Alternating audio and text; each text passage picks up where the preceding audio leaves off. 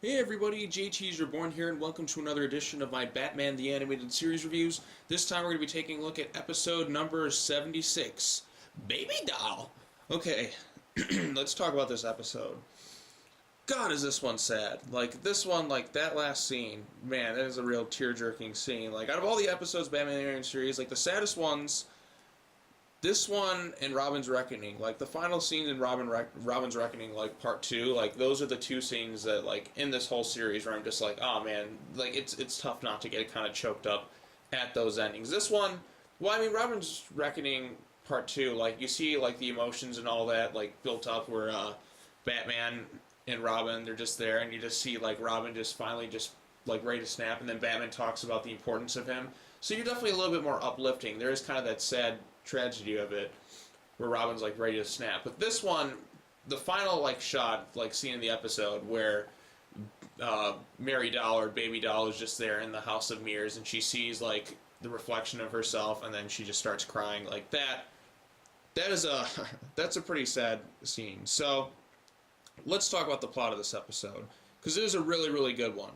So we have these people that were cast members on this sitcom show. It was called Love That Baby, and basically it was a pretty popular show, but the lead actress was an actress named Mary Dahl, and she has a special condition where she looks like a child at all times. So it's called hypoplasia.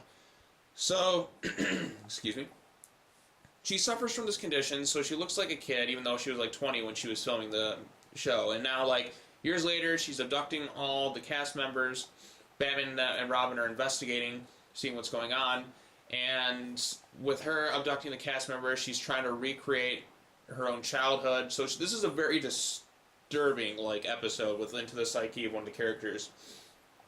Like, she is just, like, off her rocker. Like, I mean, Joker does things, like, more for fun. This is someone who's truly, like, kind of broken. Like, I mean, it goes to show you, like, I've seen cases like this kind of before. Not where, like, former child stars kind of go, you know, a little bit cuckoo crazy. I mean, you see it all the time. I mean, look at half the stars on the Disney Channel. Like, most of them definitely go through, like, some sort of crisis. And it just goes to show you the effects of fame at a young age. Although, with her, it was a bit different. Like, she was actually, like, she looks like a kid, but, like, she was, like, 20. And then she left the show to pursue her, you know, to become like a dramatic actress, and failed miserably. So she's trying to recapture the days like of like how she made a mistake in that. And then so she goes and she recreates the whole show. She ties people up. She's ready to like kill everybody. So she's really off her rocker here. And then Batman goes and, you know, he goes after her. Robin is there too. And then we get the final scene, like I said, where she's just like goes through the House of Mirrors. She's like, why couldn't you let me make believe? Like, she's trying to live in this fantasy world, and like she doesn't like understand reality. Like, the reality of the situation is, no, you blew your opportunity. It's like you can't go back. You have to kind of accept the consequences of your actions. It's like you can't always like pretend. Like, you can't, you know, like shit happens in the real world.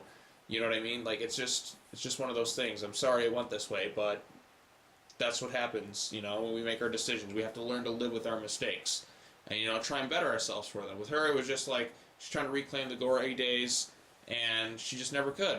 And then she finally gets to see herself as like what she would look like as a grown woman, and it breaks her. Like, it literally, she's in the House of Mirrors, she's shooting all the Batmans, and then she sees like the one, she goes face to face because she has this condition, so she looks like a child. Then she looks in the mirror, and then she sees herself.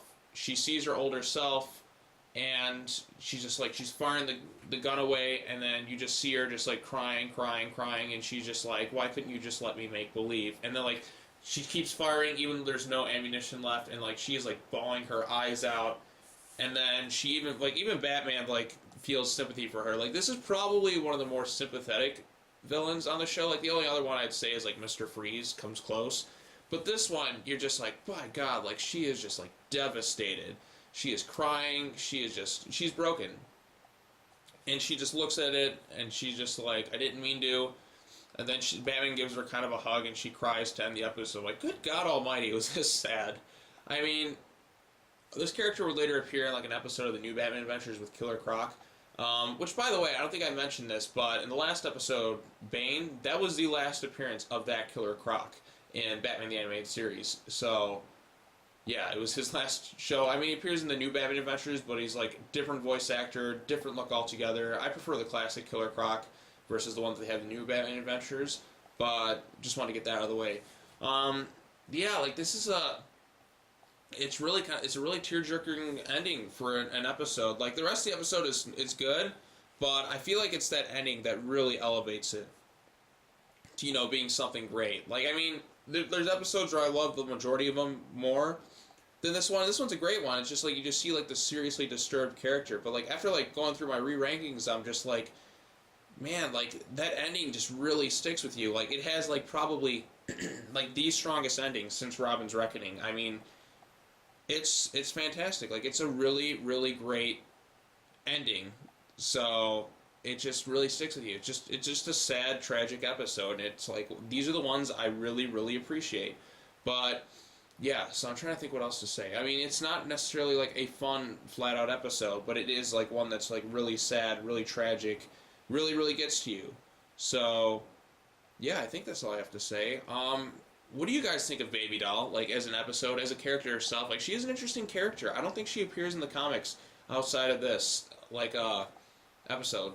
I mean, it's just one of those things where I'm just like, man, it really chokes you up. Like, that final scene, like I said, that final scene, really, really sad, really tragic, and just, man, is that a tough one? I mean, that is a tough one to watch, so... Yeah, if you're very emotional, it's hard not to get choked up for that final scene. Even when I was younger, when I saw this episode, I'm just like, oh, jeez, oh. You know what I mean? So, yeah, that's all I have to say. But I want to thank everybody for watching this video. It's more listening, because, like I said, I'm doing these all unscripted, just immediately after rewatching the episodes before I go ahead and do a full-blown written review on the entire Batman the Animated Series. So I just got to get these 85 episodes out, and then I'll probably do the Lost episode at some point. And yeah, that's all I have to say about this one. So let me know in the comments below, what did you think of this episode known as Baby Doll? Did you like it as one of your favorites? Is it one of your least favorites? Tell me why. I'd like to hear some reasoning behind this. But yeah, so that's all it's going to be. Thanks for watching.